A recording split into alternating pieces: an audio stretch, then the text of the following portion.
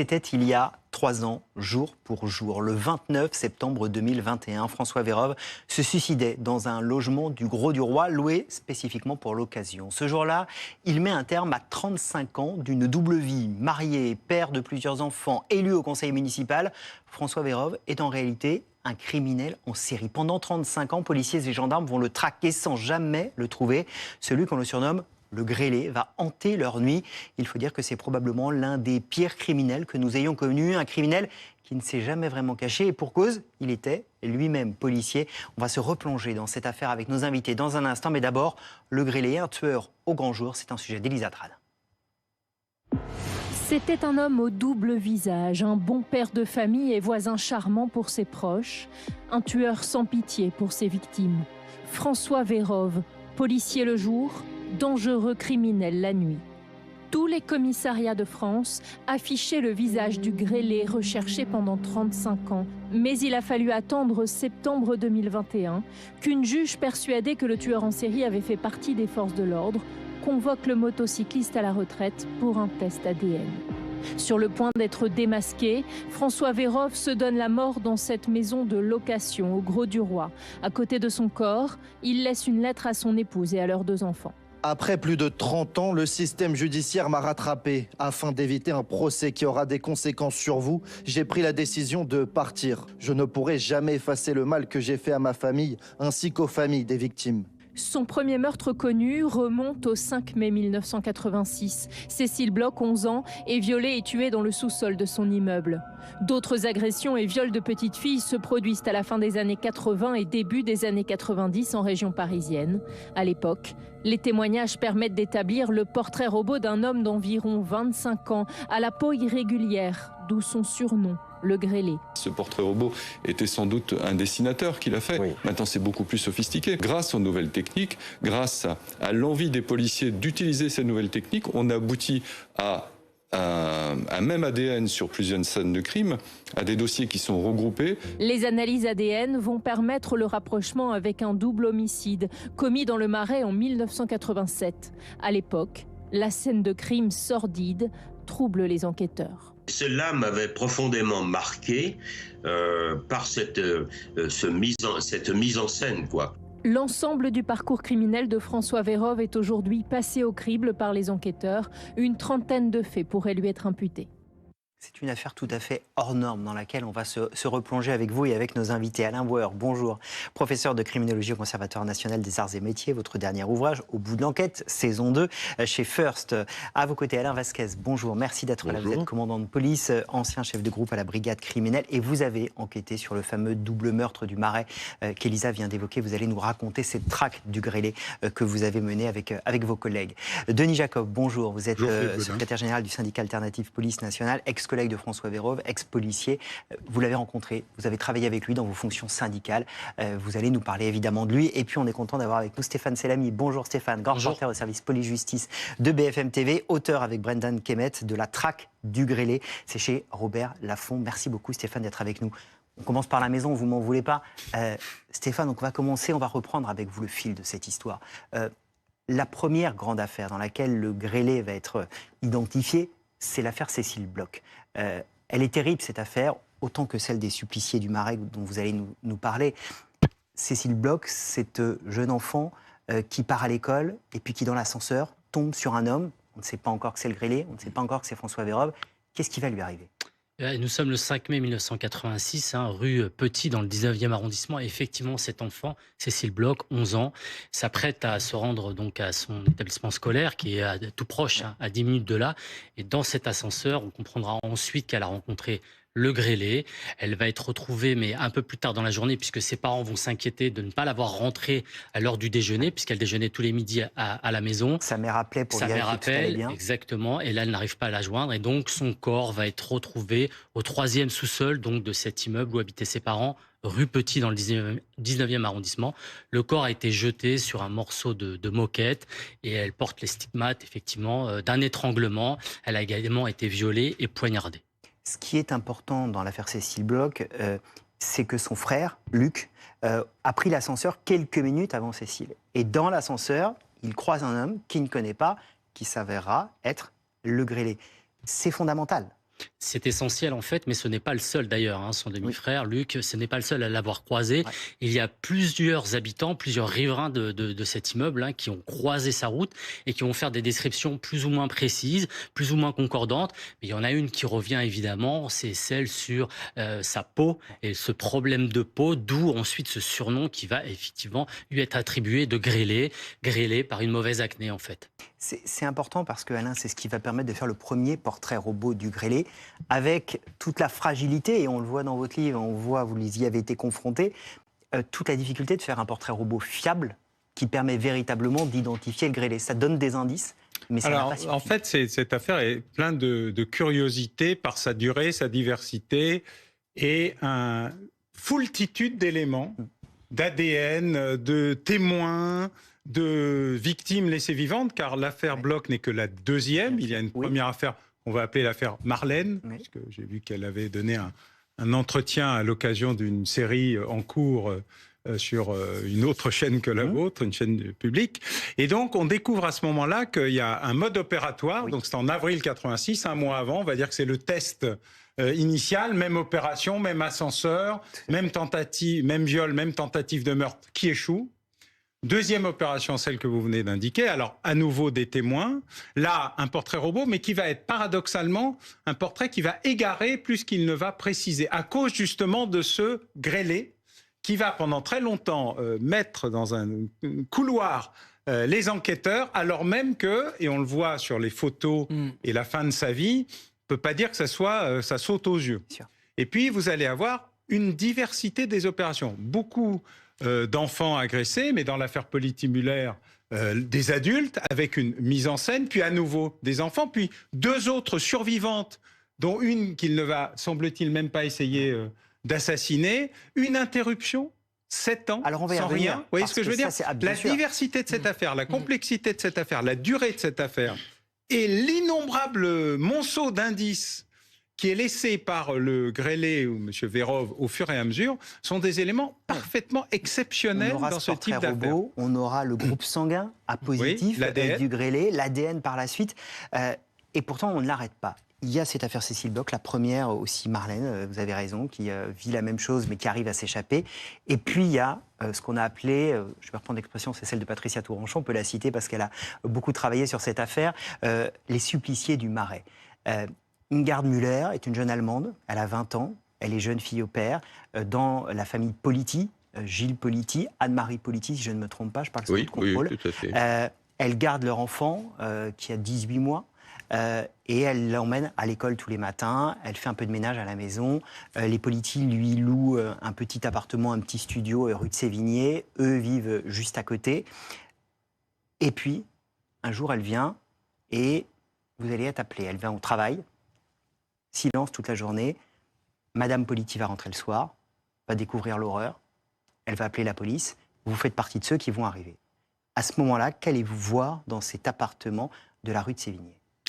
Alors, cet appartement du Marais, de la rue Sainte-Croix de la Bretonnerie, se situe au dernier étage d'un petit immeuble tout à fait classique, un immeuble parisien, pas un immeuble ancien.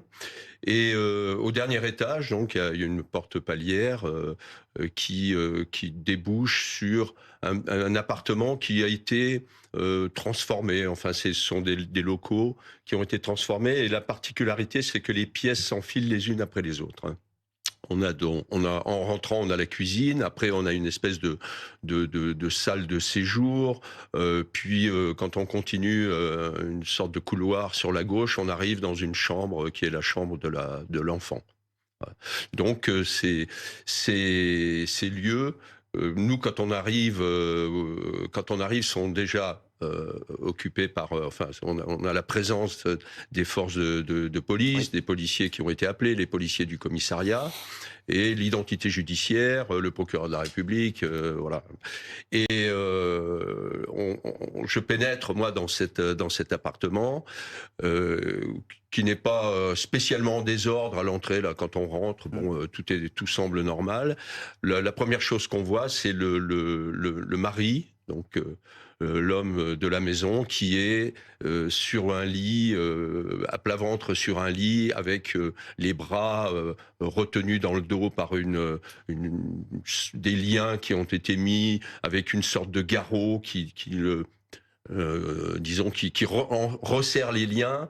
Il semble, comment dire, dans une position recroquevillée, mais dans l'autre sens, ce qu'on a appelé la gondole, hein, c'est ça, la forme de la gondole, c'est-à-dire les mains attachées dans le dos, reliées aux pieds, avec le tisonnier de la maison qui a permis de resserrer avec un nœud coulant autour qui resserre les liens, et on voit tout de suite qu'il est mort par étranglement. On le suppose. Bon, après, il faut attendre, bien sûr, l'autopsie, les résultats de l'autopsie. Il présente des traces de brûlure. On a un couteau de cuisine à côté aussi. Bon, c'est une scène qui sent Enfin, on voit qu'il y a la signature d'un acte pervers, hein, dans cette la position dans laquelle on le trouve. Ça, c'est le mari. Donc, si on continue, on rentre dans la chambre de la gamine, et là, on aperçoit cette jeune fille au père qui est quasiment crucifiée. Enfin, elle est les mains attachées sur le montant supérieur. Schéma qui a été refait. Oui. Sur le montant supérieur d'un lit superposé. Elle aussi elle a des liens qui lui enserrent le cou, et elle semble avoir été étranglée. On note qu'il y a des traces de sang également, comme des coups de couteau qui ont été portés, des petits coups de couteau qui ont été portés sur elle, et sur les montants du lit aussi, on trouve. Donc quelques gouttes de sang, mais qui ne sont pas à l'origine. Là encore, quand on arrive vraisemblablement pas à l'origine de la mort, la strangulation semble la thèse la plus plausible. Les scènes de crime sont terribles, vous nous le racontez, on le comprend bien. C'est un des marqueurs du grêlé, c'est le sadisme. Oui, mais celle-là est particulière dans son parcours. Partout ailleurs, il y a le sadisme, mais il n'y a pas la mise en scène. Oui. Là, on a le sadisme, le viol, l'étranglement, dans toutes les autres cas de figure, ou les tentatives de, car je rappelle, il y a quand même 3 survivantes. Par ailleurs, c'est les 2 seuls vrais adultes. Toutes les autres sont plus ou entre 8 et 14 ans. Donc voilà. Il y a ce qu'on ne sait pas aussi, hein, parce que dans la lettre du grêlé, il dit « Je me suis arrêté en 97, pour la police, il s'est arrêté en 94 ». Il y a 3 années mystérieuses sur lesquelles je ne sais pas si des progrès ont eu lieu, mais en tout cas, il y a une interrogation. Il y a 31 affaires qui auraient pu lui être attribuées, dont 9 meurtres, mais 22 qui ne seraient que des viols. Enfin, on sent bien que tout va. Mais celle-là, elle est totalement atypique dans son parcours. Parce qu'il y a cette mise en scène qui arrive juste 1 an après l'affaire Bloch, et qui est quelque chose de totalement à part, où on ne sait pas s'il est en expérimentation, y compris dans ce qu'il explique dans sa lettre, parce qu'il a été victime dans sa jeunesse et qu'il avait besoin de se défouler et de gérer ses pulsions. Il tente de gérer des pulsions avec autre chose que l'assassinat ou le viol de très jeunes filles. On sent bien qu'il y a quelque chose de très particulier dans cette affaire, d'autant qu'il est censé être, formellement, d'après l'enquête, l'amant légitime, sous un nom Élie, je ne sais plus quoi, Élie Lorrain, voilà, de la jeune fille en question. Mais il y a quand même une période blanche dans sa vie, hein, comme Francis Saune, Fourniret, Émile Louis et tout un tas d'autres. Est-ce que ça peut avoir existé pour vous ? Est-ce que pendant un temps, il a pu s'arrêter ? C'est compliqué à dire. Il va redevenir policier, Denis va nous le raconter tout à l'heure, Denis Jacob. C'est ce qu'il a dit, enfin, en tout cas, il dit qu'effectivement... Ils le disent tous, hein. Oui, mais lui, il le dit dans sa lettre d'adieu, d'ailleurs, qui est assez marquante. On peut en citer quelques extraits. Quand, en fait, il est découvert, puisqu'il s'est suicidé, finalement, puisqu'il sait qu'il a été identifié, il laisse cette lettre derrière lui qui dit « Ma chérie, je vais t'expliquer pourquoi j'ai dû partir. Tu m'as connu en 1984, jeune gendarme.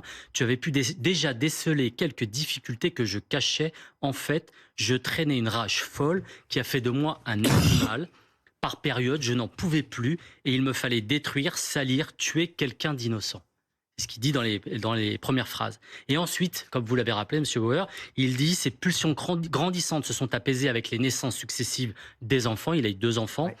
Mais ce n'est qu'en 1997 que j'ai pu être libéré de ces profondes obsessions.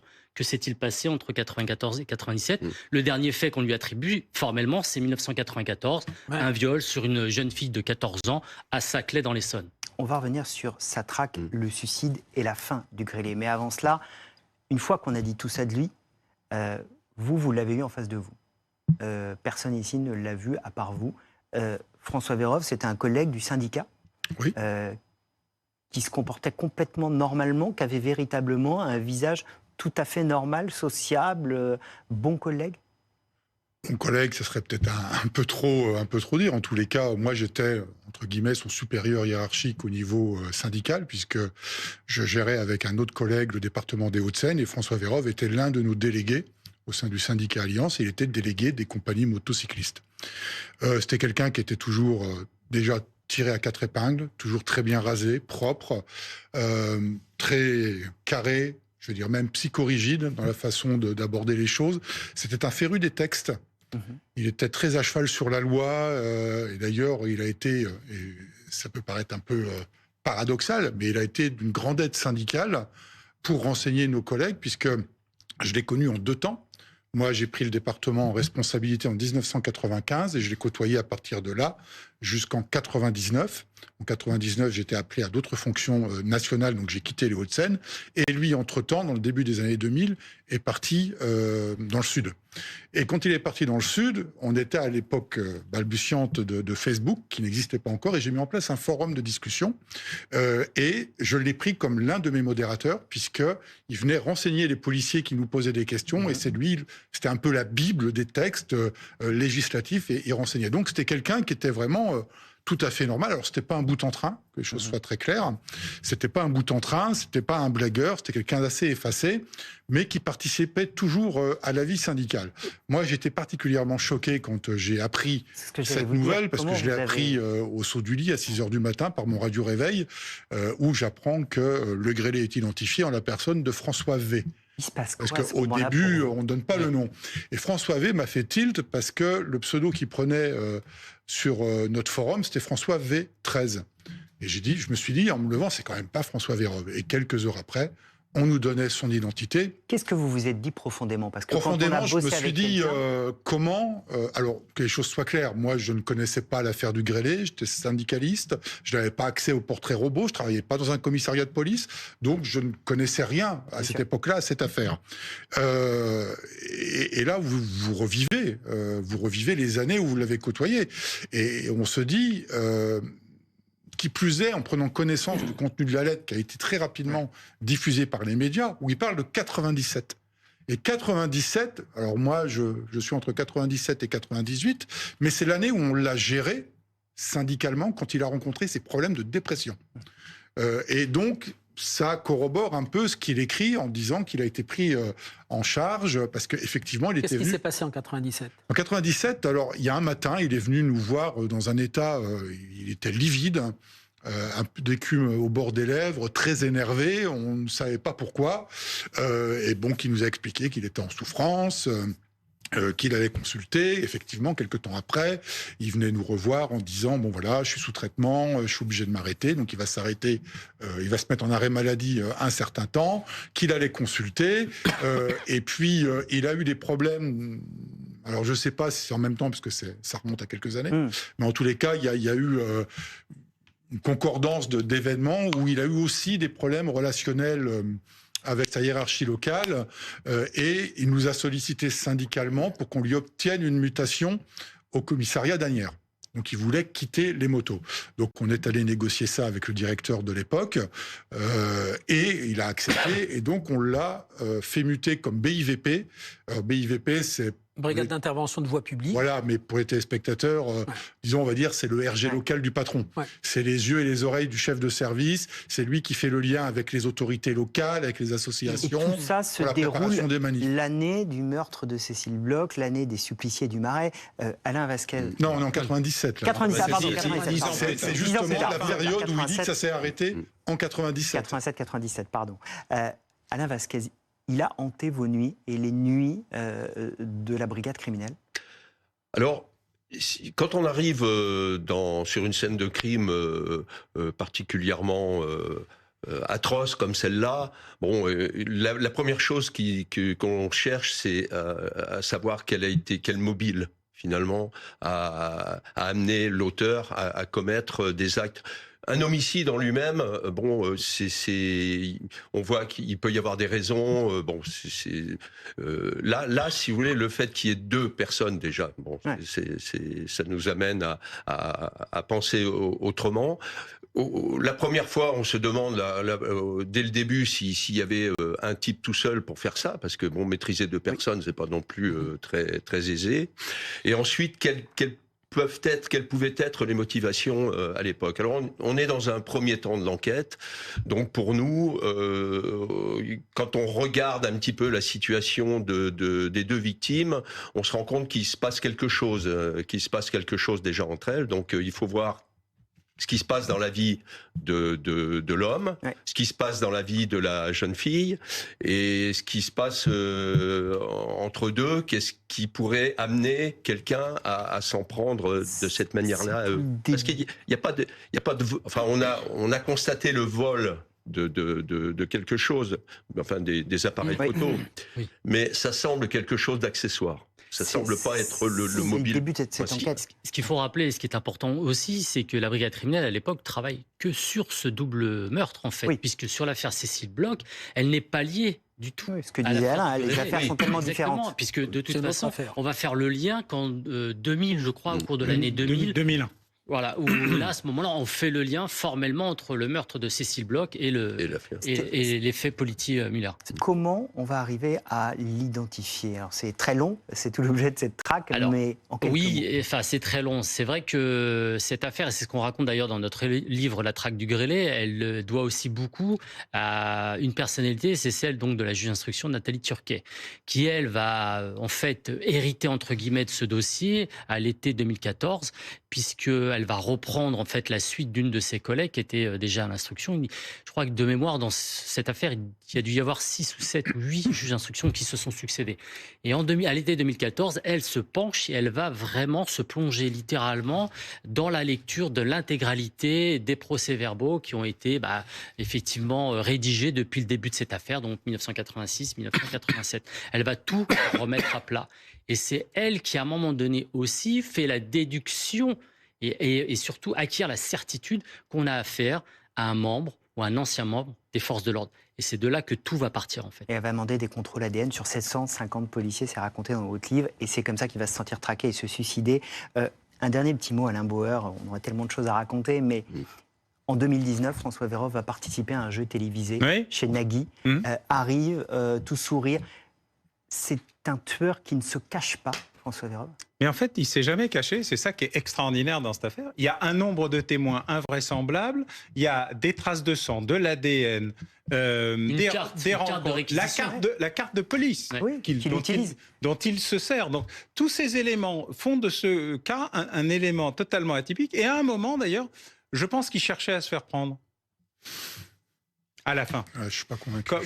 Comme un processus. Parce que le fait de se rendre aussi visible et aussi lisible est un élément qui fait partie quelque part, et on le sent bien dans sa lettre. Alors, comme tout un chacun, mais la lettre, elle est quand même extrêmement détaillée, y compris sur des sujets que personne ne lui reproche. Notamment la fameuse partie 94-97, qui reste aujourd'hui un mystère, notamment les 31 affaires qui auraient pu lui être attribuées. Mais l'idée de se montrer, c'est aussi un test qui est soit une provocation, soit venez me chercher. C'est fascinant et frappant. Un mot. Très, très rapidement. Moi, mon intime conviction, c'est qu'il avait cloisonné, son cerveau était cloisonné, et qu'on avait affaire à plusieurs personnalités. Ce que je disais tout à l'heure en coulisses, un peu le Dr Jekyll et Mr Hyde, c'est-à-dire qu'il avait conscience de qui il était quand il était policier, il était conscient de ce qu'il était quand il était criminel, mais il n'y avait pas d'interconnexion, à mon sens, entre les deux, parce que pour tenir aussi longtemps et avoir cette vie normale en tant que policier à nos côtés, franchement, on peut dissimuler un certain temps, mais... Policier, père de famille, il avait un rupteur dans le cerveau. Et qu'il est parti avec ses mystères. Merci beaucoup, c'était passionnant de vous entendre tous sur cette affaire.